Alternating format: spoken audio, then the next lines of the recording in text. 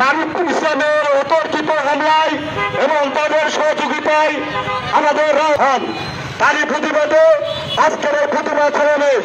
প্রিয় ভাইরা আমার, কথা একটাই, কোন মুক্তি করেছে আমরা তাদের দৃষ্টান্তমূলক শাস্তি চাই। প্রিয় ভাইরা আমার, যারা আজকে এই মিছিলে আবার এসেছেন, এখানে আমরা যারা এসেছেন এই বন্যার মাঝে তাদের দু একটি সংগ্রামী উপস্থিতি আপনারা ইতিমধ্যে অবগত হয়েছেন যে গত 25শে জুলাই অবস্থায় বগুড়া শহীদ মেডিকেল কলেজে সে ইন্তেকাল করে এই কিনা হত্যার সেখানে আমি উপস্থিত ছিলাম, সেটা এখন করা হয়নি। প্রশাসন করতেছে কি এখানে বাদুর প্রশাসন নীরব চুপচাপ থাকে, এরা কোনো প্রতিবাদ করে না।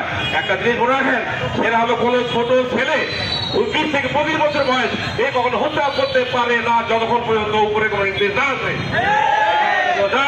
আমাদের গ্রুপের কেউ কোন ছেলে কোনো কাজ করতে গেলে আমাদের পারমিশন দেয়, এই ভাই এই কাজটা করবো করা যাবে কিনা আমরা নিষেধ করে দিই। কিন্তু ঘটনা হলো এখানে কেউ না কেউ এগিয়ে এখানে আছে, এই জন্যই তাকে হত্যা করা হয়েছে। দেখ আমি বেশি কথা বলবো না, এখানে যানজট সৃষ্টি হচ্ছে, এখানে অল্প কথা শেষ করবো। আমি চাই এখানে প্রশাসন সুষ্ঠু তদন্ত করে সমস্ত চেষ্টা করুন, এগুলো আমি বক্তব্য শেষ করছি। এই সমাবেশে উপস্থিত আছেন আমার সঙ্গে জনাব আবুল হোসেন মাস্টার, সাবেক চেয়ারম্যান বালিঘাটা ইউনিয়ন, অধ্যক্ষ নওশাদ আলী, সাবেক সভাপতি সম্পাদক জনাব মাসুদুর রহমান মাসুদ,